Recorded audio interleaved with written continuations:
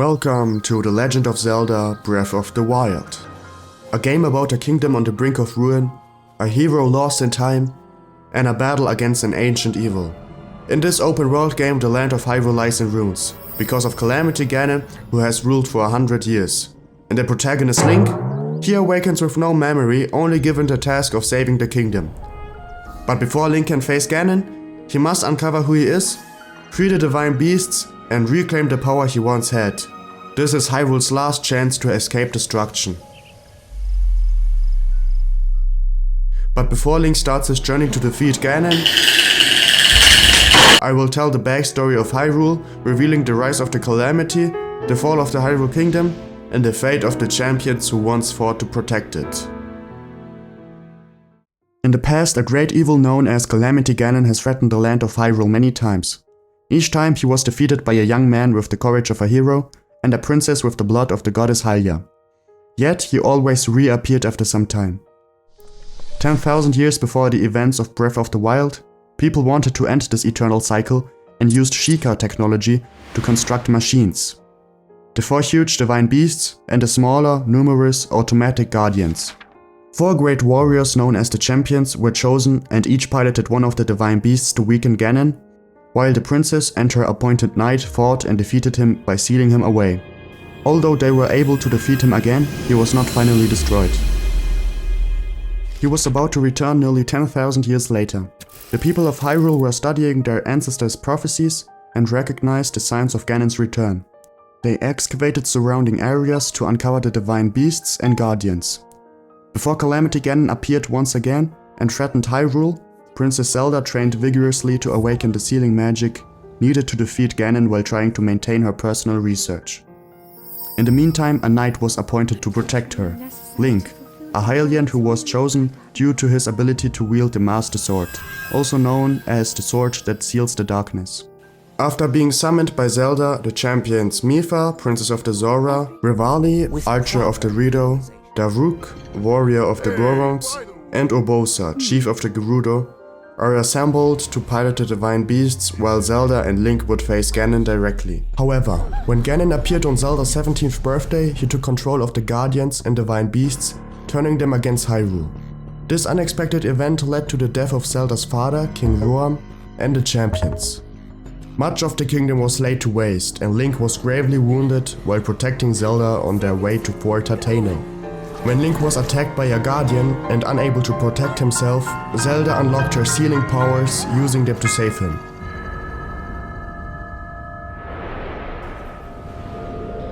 Zelda had Link taken to the Shrine of Resurrection, where he was placed into a healing sleep. She hid the Master Sword in Korok Forest, under the protection of the Great Deku Tree, and she used her light magic to seal herself and Ganon in Hyrule Castle. This cataclysmic event came to be known over time as the Great Calamity.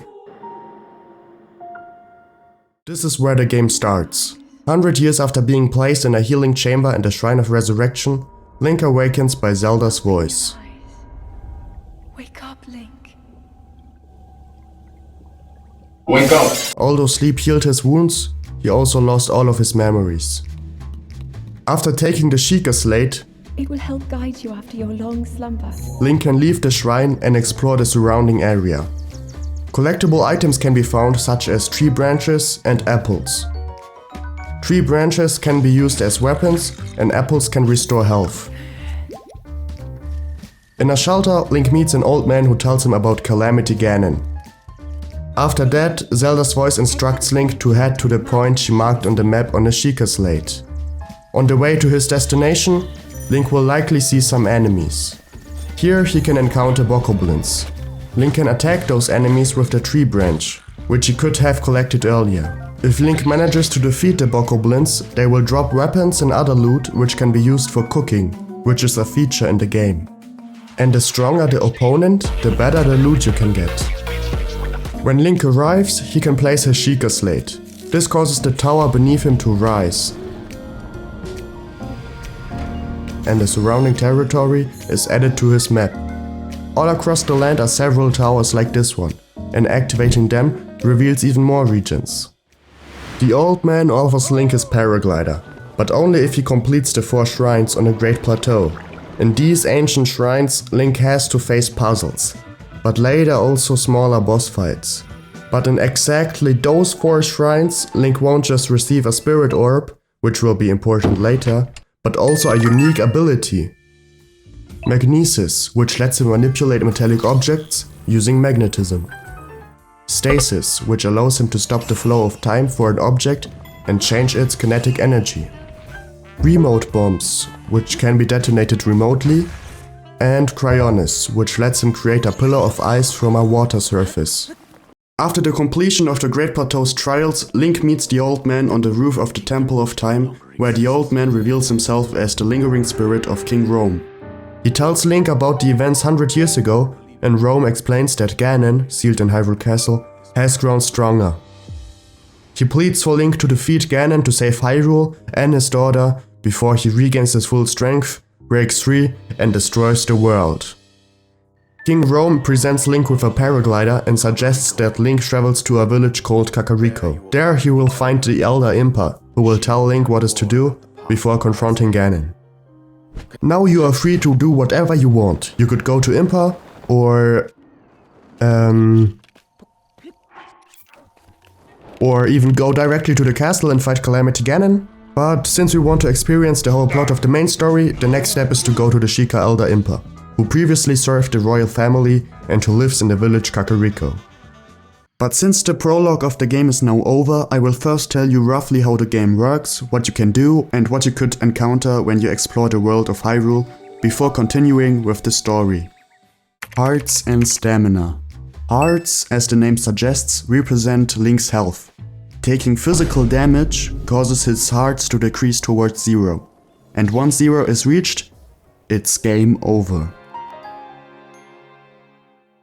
Stamina, on the other hand, is the measure of Link's ability to perform physical actions like sprinting, swimming, climbing and gliding. Link's stamina is represented by the stamina wheel, and as Link performs a variety of actions, the stamina wheel depletes. If Link's stamina runs out, he loses all of his energy and moves slowly for a few seconds, until the stamina wheel refills entirely. Hearts and stamina can also be upgraded using spirit orbs. By completing ancient shrines, you receive a spirit orb. Link can pray for goddess statues to upgrade either his total hearts or stamina vessels, in exchange for 4 spirit orbs. There are a total of 120 ancient shrines to complete in the base game, so there are also 120 spirit orbs, allowing Link to receive 30 upgrades. Equipment and durability. Link can equip a vast variety of different equipment in Breath of the Wild, including weapons, bows and arrows, shields and armor, allowing for adaptation to the ever-changing environment of Hyrule and tactics used by different enemies. Notably, almost all weapons, bows and shields found in the game will break after a certain amount of hits. This new durability system often forces Link to use equipment salvaged from enemies, even weak ones, instead of just wielding the best sword available in the game. Equipment that has not been used at all and thus has sustained no damage is indicated by a sparkle on the top right corner of its icon in the inventory screen. An equipment that is close to breaking will have a flashing red icon, and a brief notification will appear whenever it is taken out. Cooking. Cooking is a feature which enables the creation of food that recovers hearts and bestows various effects on Link. Meals are cooked by rolling up to 5 edible materials at cooking pots, such as meat, berries, fruits or herbs. Elixirs can be mixed by including monster parts in various recipes. Depending on chosen ingredients, Link's health will be replenished and he will receive effects such as elemental resistance, additional stamina or hearts, or buffs to his defense, attack or speed potency. Enemies. There are several kinds of enemies. Almost all of them have many different types, either as stronger versions or with elemental abilities. I will give a rough overview of each one of them. Bokoblins appear as the most common and standard enemies in Breath of the Wild, often encountered in primitive monster strongholds and enemy camps. Moblins are lankier and taller bokoblins, which they sustain with an exclusively carnivorous diet. They often wield moblin clubs, which they use to bludgeon opponents. Lizalfos appear as chameleon-like enemies in Breath of the Wild. they will camouflage to their environment and wait for Link to get near before ambushing him. Then there are the Stealth enemies, which are skeletal versions of the previous mentioned enemies, and they also drop very interesting weapons. Choo-choos are blue jelly beings, which have 3 additional versions, known as fire choo-choos, ice choo-choos, and electric choo-choos. Keys are just annoying bats. Octoroks are just annoying octopuses. Wizropes attack by using their elemental rods. Pablets are just cute little rocks. And Guardians can appear in various forms, and it's important to watch out for them as they can one-shot you. Then there are also some mini-bosses with a health bar on the top of the screen when you encounter them. Taluses are large golem-like beings and seem like the bigger version of the Pablets. There are also several versions, and they can use their large arm structures to punch and swipe across the ground, dealing heavy damage to the impact area. Hinoxes are giant bokoblin-like creatures, and they look like your mom. They have a single eye in their forehead, and they will use physical attacks such as swipes and punches and pull up nearby trees in order to toss them at Link. Shooting an arrow at the eye will result in the monster being stunned and open to attacks until it recovers. Molduga are giant sand monsters that can be found in 4 locations in Gerudo Desert. They resemble a 4-legged fish with crocodilian characteristics and lurk below the sand, patrolling their territory in search of prey. Once they become aware of Link's presence, they will barrel towards Link and attempt to ram into him. And then there are Lynels, who are not officially bosses, but they are so strong that they could be. Lynels have a variety of attacks, both ranged and melee, such as shooting fireballs, dashing and trampling. Link can perform a perfect dodge or a perfect guard on most of their attacks, leaving them vulnerable for counter attacks. Animals. There are many animals that all drop meat which can be used for cooking. But the most important animal is probably the horse, because Link is able to ride it and providing a way to travel faster. That gameplay explanation was a bit long, but now everyone should have a clue how the game works and what the game is about. But now it's time to continue with the game itself and its plot. On the way to Impa and Kakariko village, you will probably go to the east and pass by a stable. There you can rest for a while or register a captured horse and later take the registered horse out from any stable in Hyrule. But let's go on. From the stable, it's not far to Kakariko. After going a little to the north, Link arrived in Kakariko. When Link arrives at her house, Impa remarks on how long it has been and asks if he remembers her. However, Link's lack of reaction to her makes her realize what his long slumber has done to his memory. Link, what the heck was that? She tells him about the events 10,000 years ago and about the divine beasts. She cautions Link against facing Ganon without the divine beasts and asks that he instead recover them by visiting the other races. Impa adds their locations on the Sheikah Slate for him, beginning the Free the Divine Beasts main quest. Now you have 4 locations where you can begin to regain the control over the divine beasts. Each one is controlled by a Blight Ganon, Phantoms of Calamity Ganon that are controlling the beasts, and by defeating it, you free the spirit of the champion who once piloted the beast. We will begin with the least challenging divine beast and end with the most threatening in my opinion. First we confront Varuda, the divine beast of the Zora, followed by Vamedo, the divine beast of the Rito, then Varudanya, the divine beast of the Gorons, and finally the most dangerous of them all, Varnaboris, the divine beast of the Gerudo. The Zora live in Zora's domain, located in the Lanayru region of Hyrule, to the northeast of Kakariko village. The Zora are an aquatic folk who possess fish and amphibian-like traits, which allow them to swim and thrive underwater. 100 years ago, the Zora were spared the damage caused by the Great Calamity, but they suffer from different conditions as Link later finds out. On the way to the Zora's domain, Link is crossing Inogo Bridge, where he meets Sidon, the prince of the Zora and the brother of the former champion Mipha. He claims that they are in need of a Hylian and leads Link to the domain.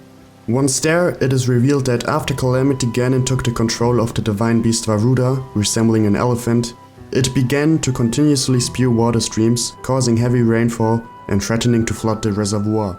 Before Link can fight the Blight Ganon inside of Varuda and calm down the situation, he must team up with Sidon to calm it. Link must disable the switches on Ruda's sides by swimming up waterfalls using the Zora armor, which he obtained earlier, and shooting the switches with shock arrows. Once he has deactivated all the switches, the endless rain around Zora's domain stops and the machine becomes accessible. Now Link can board Varuda.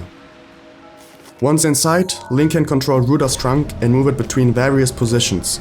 It constantly spews water, allowing Link to position the stream of water by extension. Link must activate each of the 5 terminals located throughout it with his Sheikah Slate. After Link activates them all, he can proceed to fight Waterblight Ganon. The battle has 2 main phases. In the first phase of the battle, Waterblight Ganon will attack Link using his spear. He will attempt to either stab Link, throw the spear at him, or swing the spear in a large circle. When Waterblight Ganon is reduced to half of his health, the water level will rise and 4 platforms will appear. During the second phase of the battle, Waterblight Ganon will teleport around the area, stopping above one of the platforms. He will then summon ice blocks which proceed to move towards Link, dealing damage to Link if hit. Link can use Cryonis to place blocks of ice between himself and Waterblight Ganon. When Waterblight Ganon attacks, he will break his spear on the Cryonis blocks, giving Link time to attack.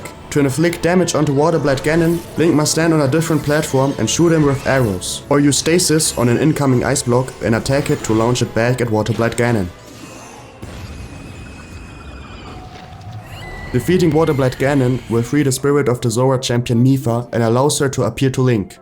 She gives him a magical power called Mipha's Grace as a gift.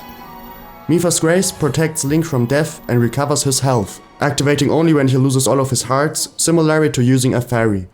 Varuda, now commanded by Mipha's spirit, no longer causes any problems for the Zora and moves to a cliff, aiming at Hyrule Castle, ready to support Link in his battle against Ganon. The next region is home to the Rito. The Rito live in Rito Village, located in Tabanta Frontier, to the northwest of the Zora's domain. Rito are humanoid with bird-like traits, including wings, which give them the ability to fly.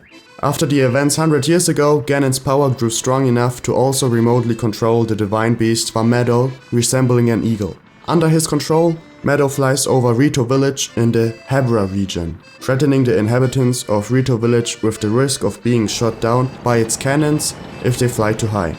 Therefore, the people of the Rito no longer dare to fly and instead travel on foot. When Link arrives in the Rito Village, he talks to the chief of the Rito. From Chief Canelli, Link learns that Hart and Taba had already tried to approach the divine beast, but they were unsuccessful due to the protective force field and the cannons of Vamedo. Furthermore, Hart was injured during this mission. Nevertheless, Taba still intends to try. Link meets Taba at the flight range. The Rito first tests Link before allowing him to accompany him on his mission. Using the paraglider, Link is supposed to glide on the updrafts of the flight range while shooting various targets with the arrows. If Link succeeds and is equipped with appropriate warm clothing or cold resistance elixirs, Taba will set off with Link towards Vamedo. Now the cannons of Vamedo must be shot at with bomb arrows. Once they are destroyed, the divine beast's force field will collapse, allowing Link to approach it. However, Taba returns to the flight range as he has been hit. Link can now board the divine beast Vamedo. Just like Link had to activate the 5 terminals in the previous divine beast, he must do the same in this one. Now he can fight Windblight Ganon to save the Rito and Rivali's spirit. The battle has also 2 main phases.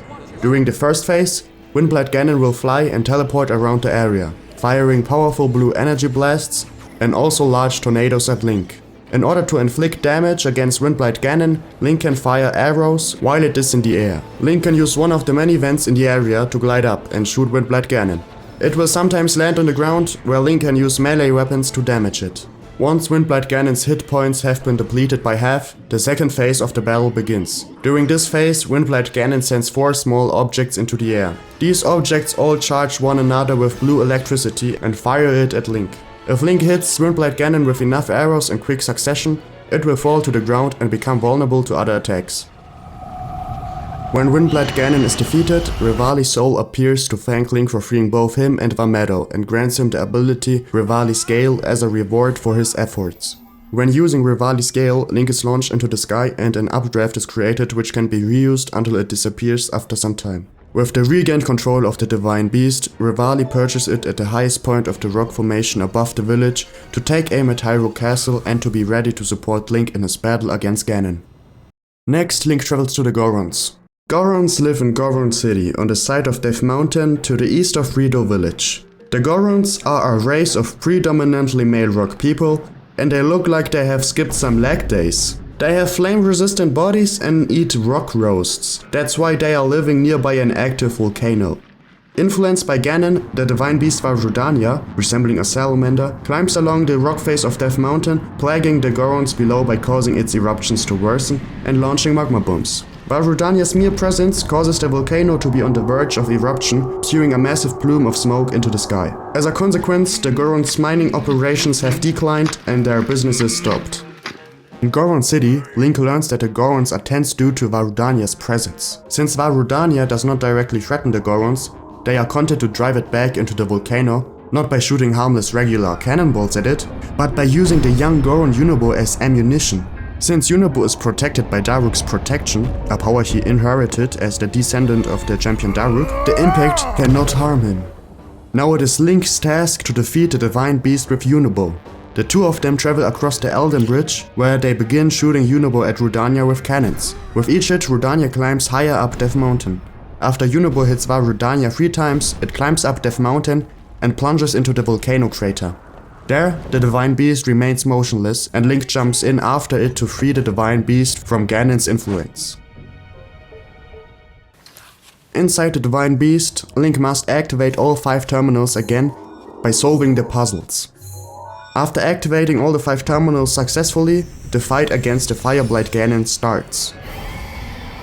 Fireblight Ganon is weak to ice attacks. During the first phase, Fireblight Ganon will throw multiple tiny fireballs if Link keeps distance. When close in contact, he'll try to hit Link with his sword, but by dodging perfectly he can do a flurry rush.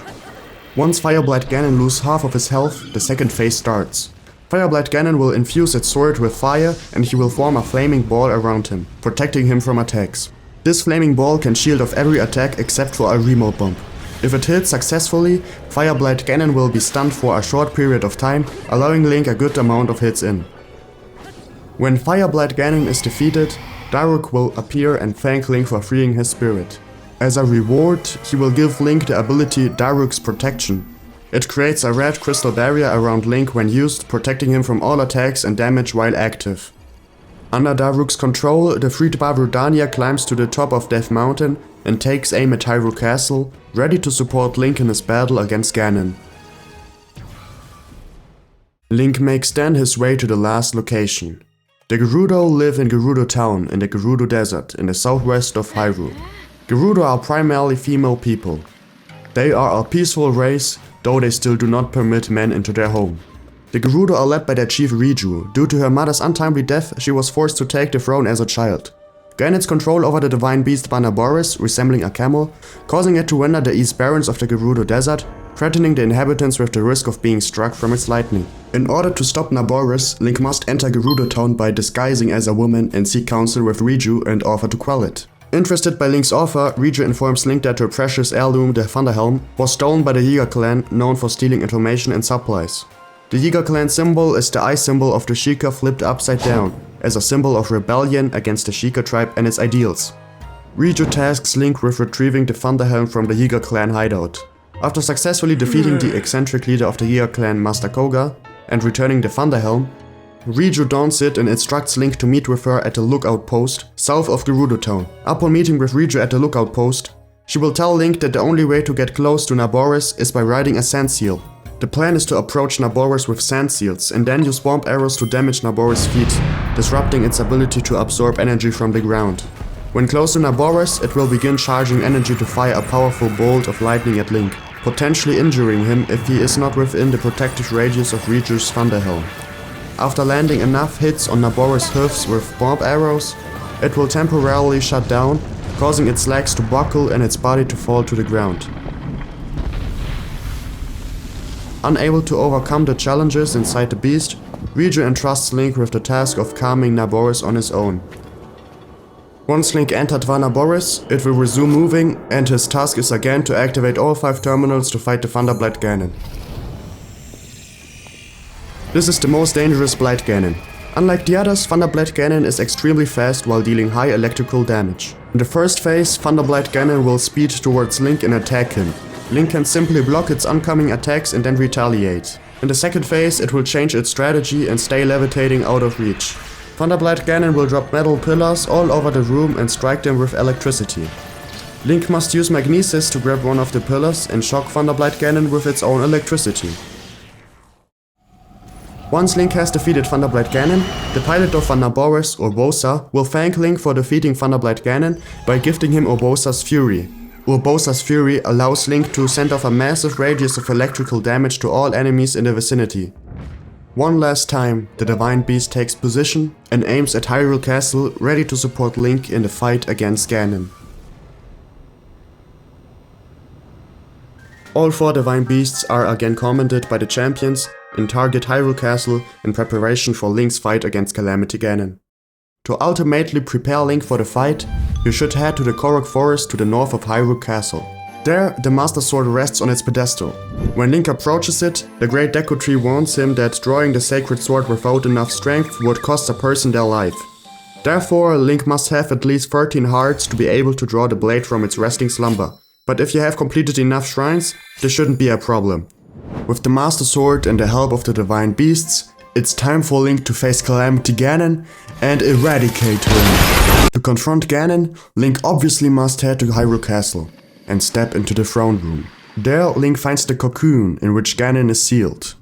However, he suddenly hears Zelda's voice, revealing to him that she can no longer hold Ganon back. At that moment, laser beams cut through the seal from the inside and break it open. A shapeless creature falls to the ground and upon impact, smashes straight through the floor into the underground chamber beneath the castle. Link falls down with it, but is able to save himself using his paraglider. On the ground, he unsheaths the Master Sword. The Calamity, now in its spider-like form, rises and recognizes Link. But before the battle begins, the spirits of the champions, whose Divine Beasts Link has freed, assist him in combat by firing energy beams at the castle. These heavily wound Ganon, cutting his health in half. This leads to the battle between Link and the Calamity. In battle, Ganon uses all of his arms and the weapons they wield. He can attack with his blade weapons by stabbing or slashing. Ganon can also shoot at Link with his laser cannon. If Link stays too close to Ganon for too long, Ganon slams his body into the ground, creating a shockwave that knocks Link back. In addition to his attacks, Ganon can also climb up the walls using his spider legs. From there, he can throw his spear, fire his laser cannon, hurl explosive fireballs, or like Windblade Ganon, summon a tornado to attack Link. Once Ganon has taken enough damage, he protects himself with an energy shield that envelops his entire body. The energy shield makes Ganon immune to all attacks and is only deactivated for a split second after Ganon has performed an attack. To take advantage of this moment and deal damage to Ganon, it is necessary to counter his attacks with a perfect dodge or a perfect guard.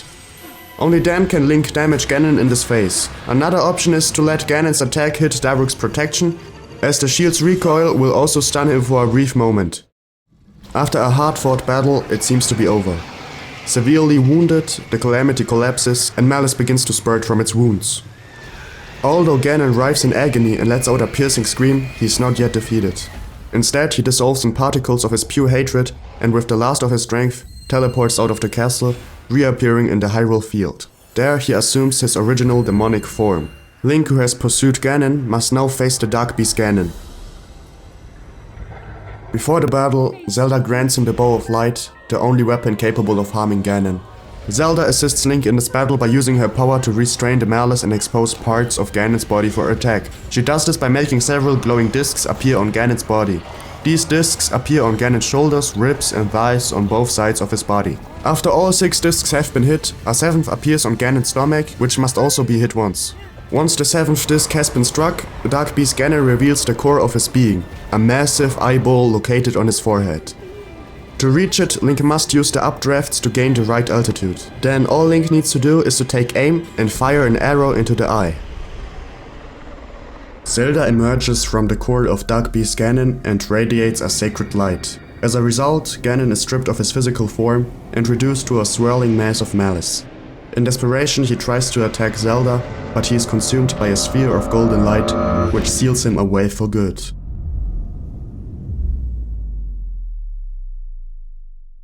This was The Legend of Zelda Breath of the Wild.